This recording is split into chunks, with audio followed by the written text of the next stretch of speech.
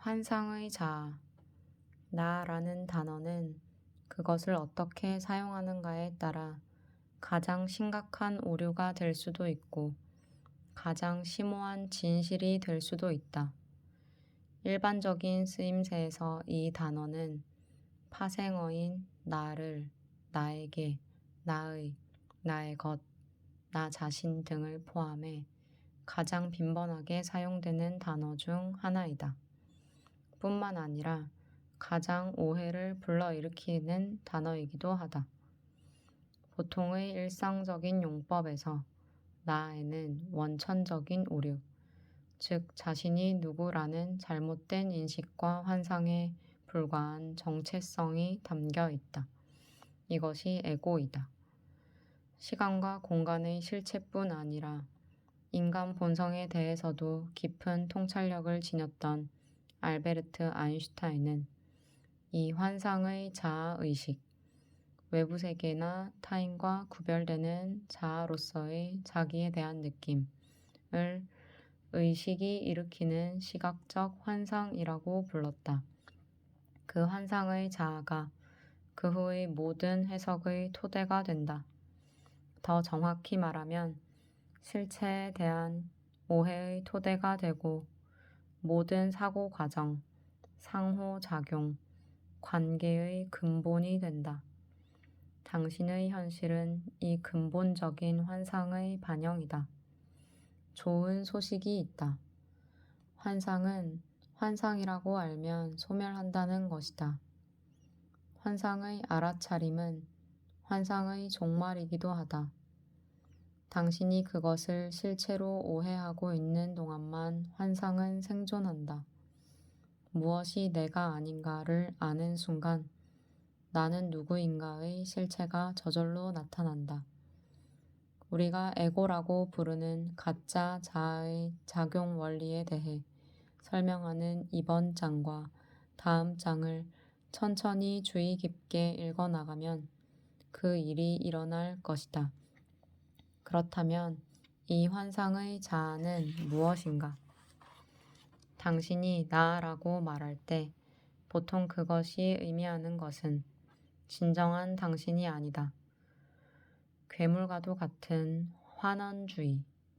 어떤 실체는 그보다 더 간단한 기본적인 실체로 이루어져 있다 하고 전제하고 전자에 관한 설명을 좀 더 기본적인 후자의 설명으로 대치하려는 사고의 형태. 환원주의적 행동에 의해 무한한 깊이를 가진 당신이라는 존재가 성대에 의해 생성되는 소리나 마음속에 있는 나라는 생각, 혹은 그 나가 자신과 동일시하고 있는 모든 것들과 혼동된다. 그렇다면 보통 말하는 나, 그리고 그것과 연관된 나를, 나에게, 나의, 나의 것은 무엇을 가리키는가? 부모의 성대가 만들어내는 일련의 소리가 자신의 이름이라는 것을 알게 되면 그 단어는 아이의 머릿속에서 하나의 생각이 되고 아이는 그것을 자신과 동일시하기 시작한다. 이 단계에서 어떤 아이는 잔이는 배고파요 라고 말하듯이 자신을 3인칭으로 표현한다. 머지않아 아이는 나라는 마법의 단어를 배우고 이미 자기 자신과 동일시하고 있는 이름과 똑같이 사용하기 시작한다. 이어서 다른 생각들이 이 나라는 생각과 합쳐진다. 그 다음 단계는 나의 일부로 보이는 것을 지칭하는 나의, 나의 것이라는 생각이다. 이것은 바깥의 물건과 자신을 동일화하는 일이다. 즉, 물건에 엄밀히 말하면 물건에 해당하는 자신의 생각에 자아의식의 옷을 입힘으로써 물건으로부터 자신의 정체성을 이끌어내는 것이다. 나의 장난감이 부서지거나 빼앗기면 강렬한 고통이 일어난다. 고통스러운 것은 그 장난감 자체가 가진 가치 때문이 아니다. 아이는 어쨌든 곧 그것에 대한 흥미를 잃고 다른 장난감과 물건으로 관심이 옮겨갈 것이다. 아이의 고통은 나의 것이라는 생각 때문에 온다. 장난감은 아이의 발달하는 자아의식, 즉 나의 일부가 되어버린 것이다. 아이가 자라남에 따라 나라는 생각은 다른 생각들을 그것에 끌어당긴다. 성별, 소유물, 감각을 가진 육체, 국적, 인종, 종교, 직업 등의 자신을 동일화하는 것이다. 그 밖에 나가 동일화되는 것은 어머니, 아버지, 남편, 아내 등의 역할, 축적된 지식이나 의견, 좋아하는 것과 싫어하는 것, 그리고 과거에 나에게 일어난 일들이다. 과거에 일어난 일들의 기억은 나와 나의 이야기로서 나의 자아의식을 다시 한번 규정해준다. 이것들은 사람들이 자신들의 정체성을 이끌어내는 수많은 것들의 일부에 불과하다. 그것들은 결국 내가 자아의식을 부여했다는 사실 때문에 불안정하게 붙들고 있는 생각에 지나지 않는다. 보통 나라고 말할 때 가리키는 것은 이 정신적 구조물이다. 좀 더 정확히 말하면 당신이 나라고 말하거나 생각할 때 대개 그것은 당신이 아니라 마음이 만든 그 구조물의 일부, 즉 에고의 지배를 받는 자아이다.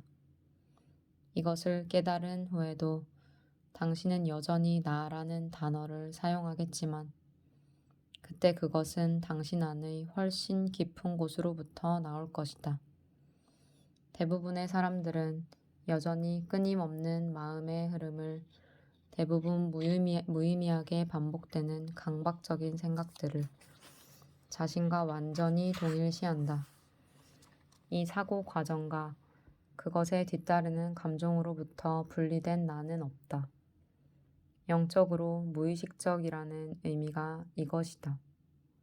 그들의 머릿속에 잠시도 멈추지 않고 떠드는 목소리가 있다고 하면 사람들은 무슨 목소리?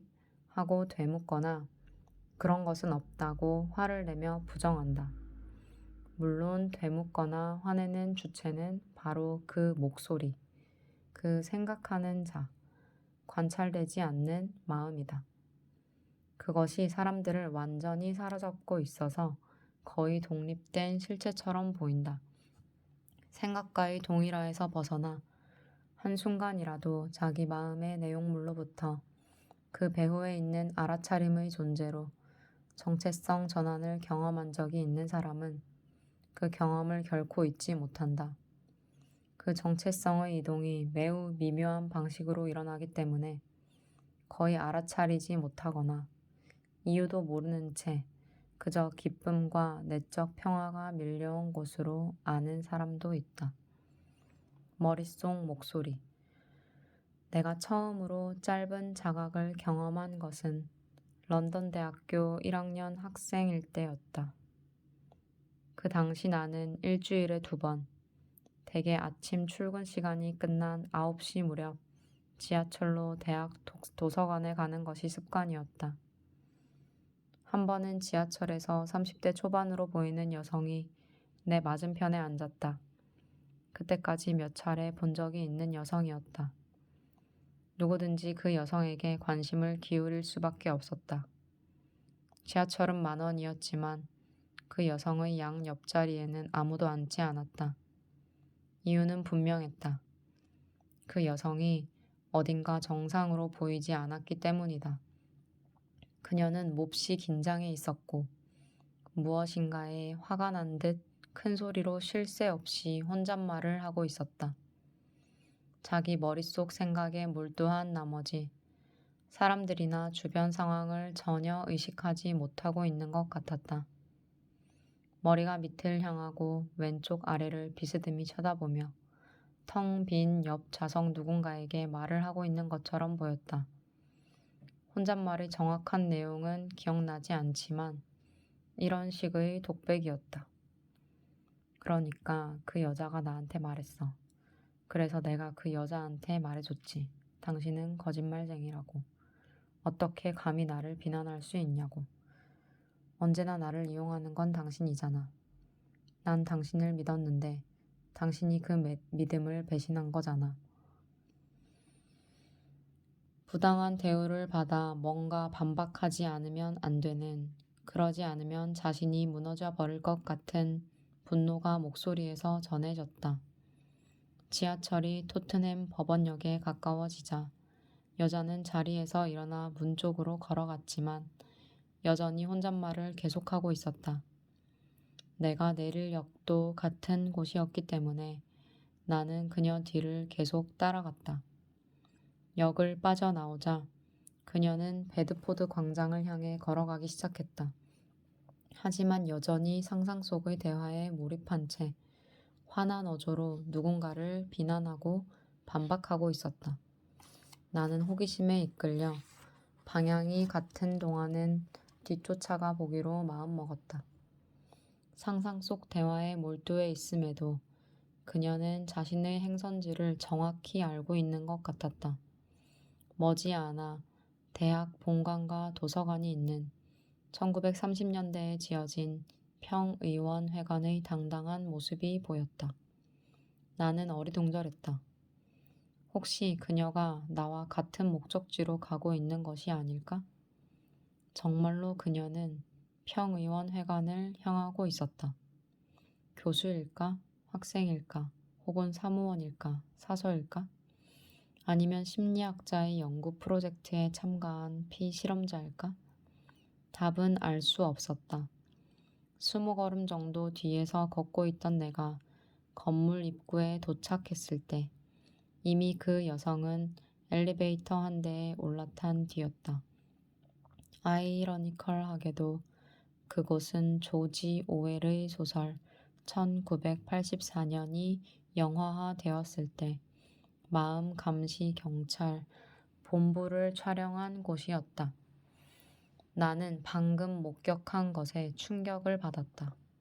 25살의 나름대로 성숙한 대학 1학년생이었기 때문에 나 자신은 지적인 인간이라고 생각하고 있었고, 인간 존재의 딜레마에 대한 해답은 모두 지성을 통해, 즉 생각에 의해 찾을 수 있다고 믿어 의심치 않았다. 알아차림이 없는 생각이야말로 인간 존재의 주된 딜레마인 것을 나는 아직 깨닫지 못하고 있었다. 교수들을 모든 대답을 알고 있는 현자로 우러러 보았고, 대학은 지식의 전당이라고 믿었다. 그런데 저 여성과 같이 제정신이라고는 볼 수 없는 사람이 어떻게 이 대학의 일원일 수 있단 말인가.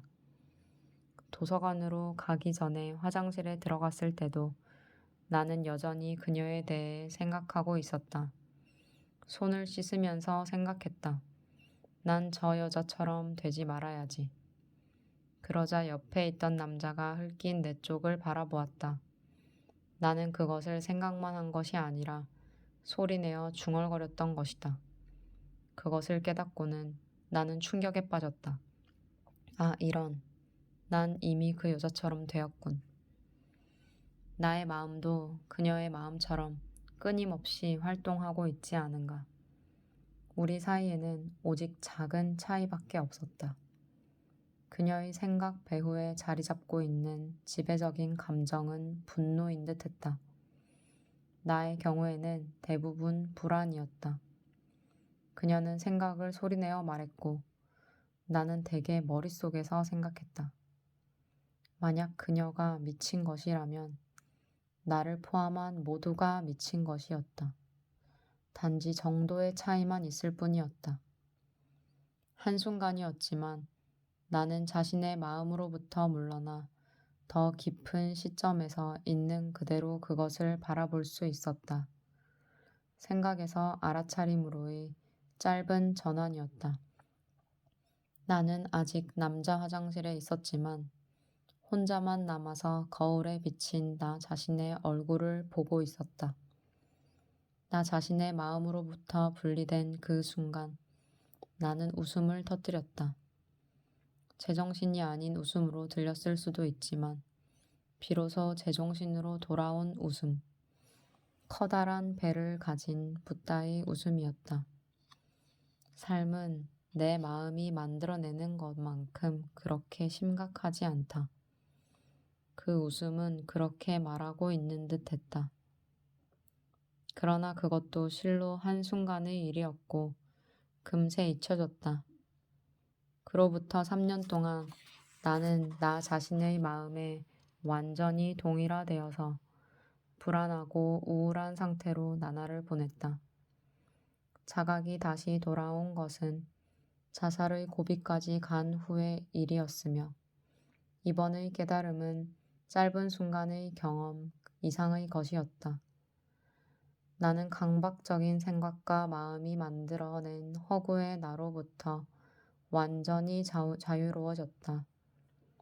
앞에서 말한 사건으로 나는 최초로 자각을 잠시 경험했을 뿐이 아니라 인간 지성의 절대적 유효성에 대한 의심을 처음으로 내 안에 심게 되었다. 그로부터 몇 달 뒤, 이 의심을 더욱 강화하는 비극적인 사건이 일어났다. 어느 월요일 아침, 깊이 존경하던 교수의 강의에 출석했을 때, 그 교수가 주말에 총으로 자살했다는 사실을 알게 되었다. 나는 몹시 놀랐다. 매우 존경받고 모든 해답을 알고 있는 것처럼 보였던 교수였다. 그러나 나는 아직 생각을 일구는 것 이외에 다른 선택을 바라볼 수 없었다. 생각은 의식의 아주 작은 측면에 지나지 않음을 아직 깨닫지 못했고, 에고에 대해 아무것도 몰랐으며, 더구나 그것을 자기 안에서 감지하는 일은 아직 할 수 없었다.